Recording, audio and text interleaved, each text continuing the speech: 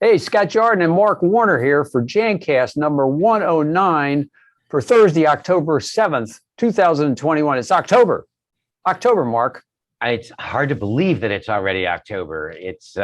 We're fourth quarter. What You know the what that heck? means? You know what that means?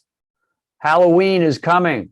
Halloween is One of coming. our favorite holidays, coincidentally, has something Yeah. to do with me personally, but I have a friend that's got a birthday within the next 30 days too. that's right. So it is a special month for me because of that I'm friend. I'm ready to do some trick or treating.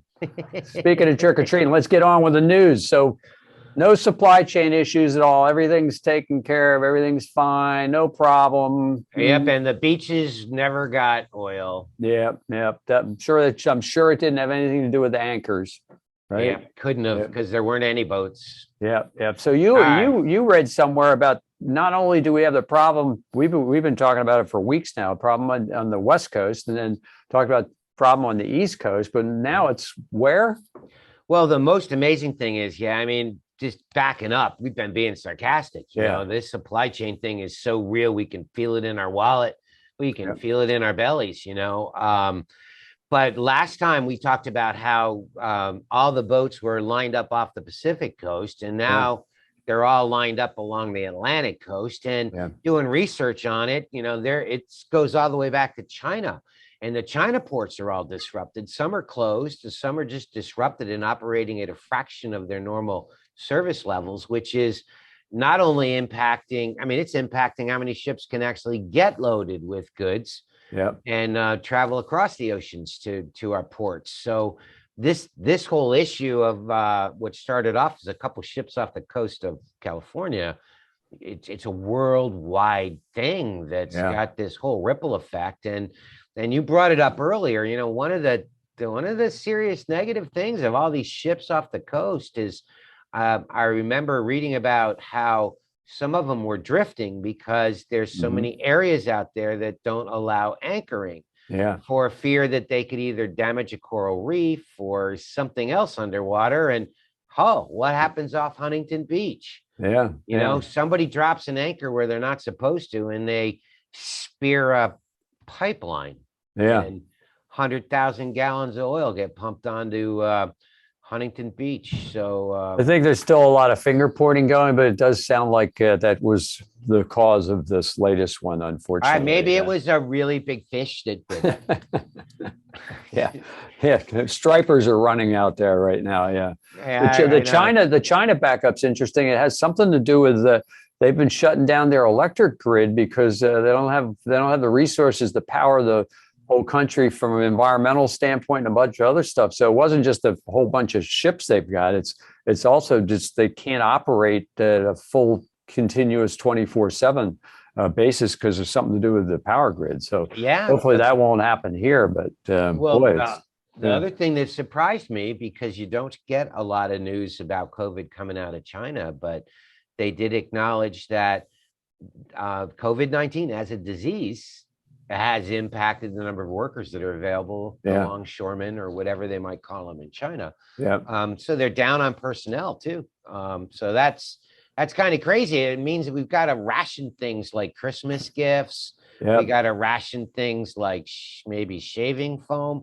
Um, yeah. you And know, let's not forget our favorite toilet paper and cleaning products. But Costco, I heard somewhere on the news that Costco apparently has bought their own container ships so they won't be kind of stuck with this problem, kind of like what Amazon did when FedEx and UPS said they didn't want to take all their packages. They said, oh, fine, we'll just develop our own delivery fleet. So, if you notice, there's a whole bunch of Amazon trucks driving around now compared to 2 or 3 years ago. That's because they said, well, if we can't get FedEx and UPS to deliver our stuff, I guess we'll just create our own transportation hub and systems throughout the U.S. And they did it. So that's what Costco is doing with container ships. yeah. So then the question boils down to, at what point are they going to solve the problem of being able to get in and out of the ports, even though they've got the Yeah, ships?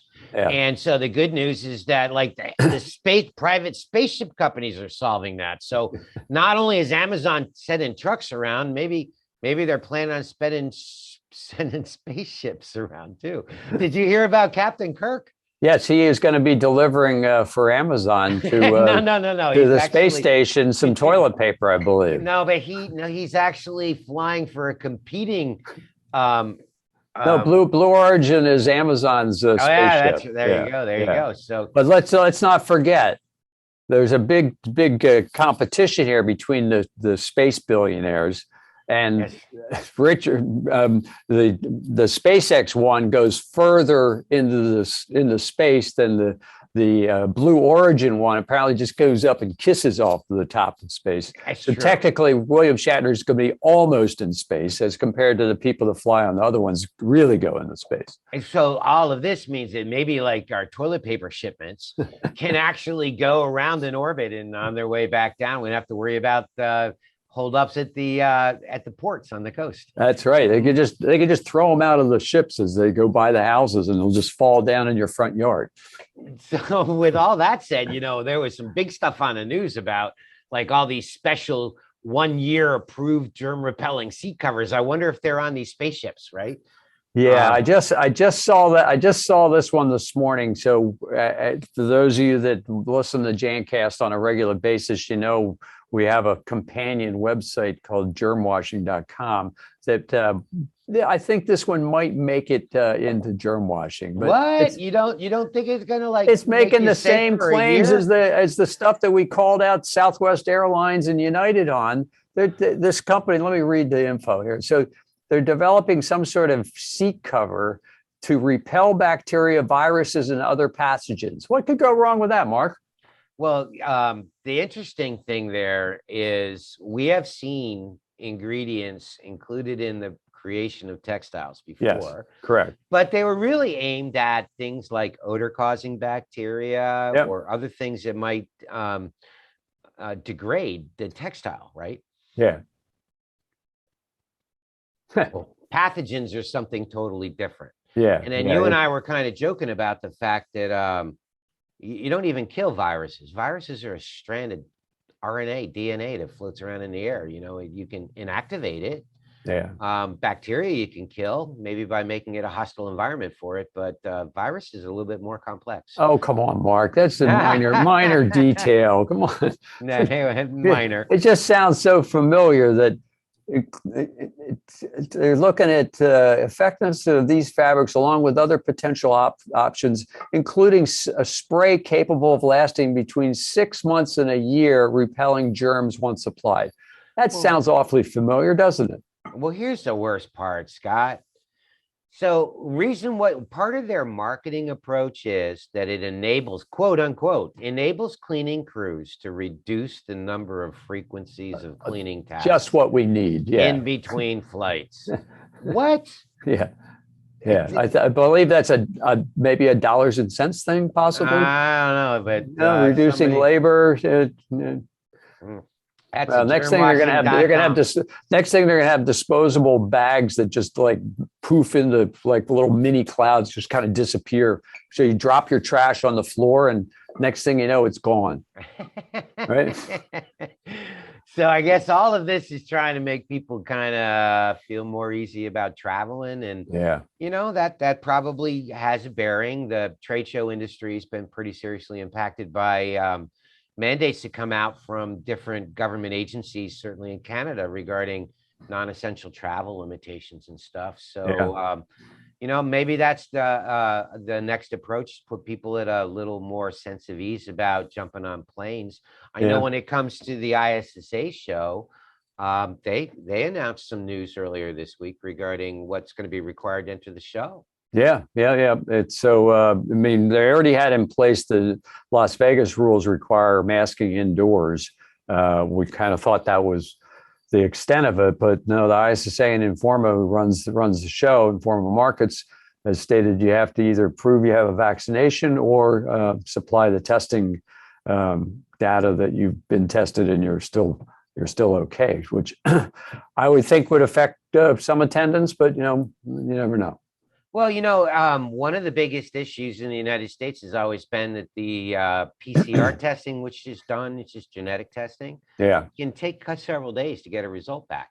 So if all of a sudden you go to get on a plane to go home or whatever, and you've got a prove your test.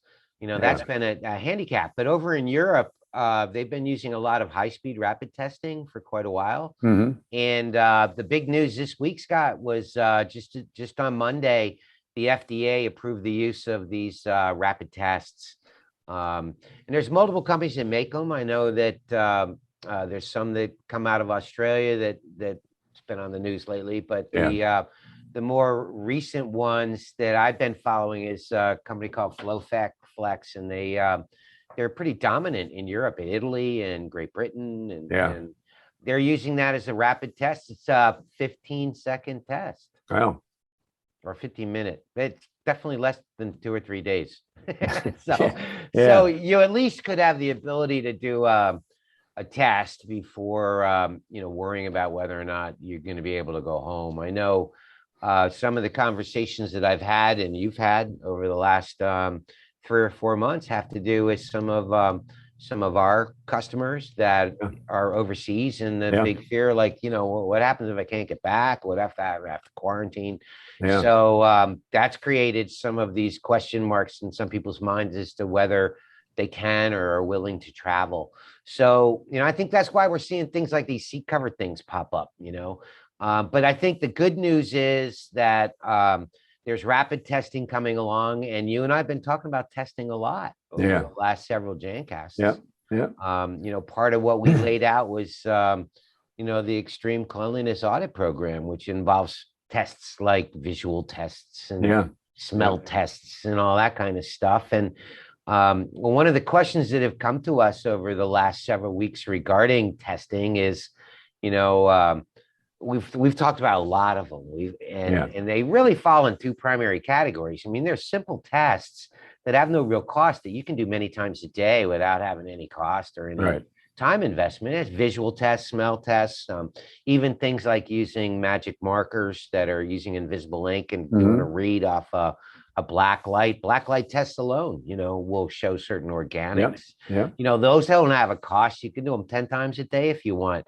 Some of the other things that we talked about, though, in the past were like more involved. The PCR genetic testing has got a big cost to it. And even things like ATP meters, even though you might be able to go out and buy a unit for $1,000. I mean, the swabs themselves are $200 a pack of 100. So if you're doing 10, 20 swabs in a room, and you're doing that several times a day, that can add up to be a costly test. Not necessarily something you do just to document cleanliness, but that's something you'd see more of like an infection control professional person involved with. And the other thing you and I kicked around a lot is, the new technology of hyperspectral imaging, which is seriously high tech. That equipment can be like, cut for anywhere from a couple grand to like 20 or 30 grand, and that kind of testing isn't something you necessarily see on a day-to-day basis. That's the kind of testing you might do in more of an audit form and do it as a periodic check to see how you're doing. So, those are the kinds of things we've talked about, and we thought it would probably be good to kind of break them down into 2 categories. Like, what can you do now? And, what is the more sophisticated stuff? But, all this takes, to know this, it all takes education. And that's where training and education are a very important part. We've been hiring a couple new people here at Bullen for up in the production area, and training is a big thing because, it's not like you can hire somebody off the street that's going to be capable of running a filling line, or the same would be true for custodial services or whatever. So all these businesses that are opening back up again and trying to get up to speed are really having trouble finding employees. And when they do find employees, they have absolutely no experience because the people that they had before have gone into another profession. So, training is really important. We found one thing of great value that is not supply chain disrupted. So that's pretty fantastic. And then just as you said, there's a lot of things people need training on. It could be procedural, it could be product related, but there's a lot of regulations that exist in the US and Canada and overseas. There's training related to that, OSHA in the US, and then all the training that we've been talking about for a long time with pathogen control. You could have the world's best disinfectant. If you don't know what the hell you're doing, you're going to fail. Yeah. You're going to spread it. Yeah. So there's things like that. And we've gotten into extreme cleanliness conversations of perceptions of clean. And that takes knowledge and education on how to do floors and how to do carpets and how do you, do all these things. So we're going to actually devote a lot more time to this in future Jancasts Yeah. and go into some Yeah. details on that. So that's kind of the good news. Yep. It's an important, very important subject that all of our customers and all of their customers and user customers are really in need of it. Unfortunately, we don't have to wait for a container ship to come in to be able to train somebody how to properly clean a bathroom or carpet or run a floor machine or whatever it happens. We don't even need SpaceX to send it to us that way. We can do this ourselves right here on the ground. That's right. And then there's even more formal training, like there's got one coming up that we have in the notes here, right? Yeah. So next week, ISSA has asked me as one of their master trainers to provide a virtual training session on Wednesday and Thursday for the certified. It's the Certified Custodial Supervisor program. They refer to as the Supervisor Boot Camp, and it really gets into kind of non-procedural stuff. It's not like, how do I do this? But it's the bigger picture. Good. What's involved with the standards, and what are they? And how do you develop a scope of work and assign task frequencies and do workloading and do inspections and do audits and even the leadership level of communication. It's all covered in that stuff. So, and that's, if you're anxious, you could tap into that one too. I was going to say, and that's a virtual program. So you can sign up right to the last minute, I would assume. So we will put a link below the video on the bulletin page where we post the Jancast up each week. We'll put a link to it for those of you that are interested in that, because I think it's something that is definitely needed based on what we just said about training, right? Absolutely. And it sets the stage for some of the things that we can dive into deeper in our future Jancasts. So Yep. Well, I think that's all the news fit to print. I got to get my spacesuit on because I'm going to go join William Shatner up there. I don't know. They must have had to make a special suit for him because I think he's kind of a big guy. There's another possibility. Yeah. So if you do get a little plastic surgery and get pointed ears, you can look like his able-bodied assistant. You could be Spock. That would be a funny thing if somebody was smart enough to bring some fake ears and stick them on. So when they take the helmet off, he'll see Spock sitting next to him. If that happens, it's because they heard it here first on Jancast. That'd be a heck of a Halloween thing, right? Yes. So thank you all for tuning in. I hope you found it interesting. We're trying to keep you up to date with the news and all that. And we will be back in 2 weeks with another Jancast. But thanks a lot for tuning in. Thank you, Mark. It's always fun and educational. Yep. And thank you, everybody, for your support. Yep. See you all.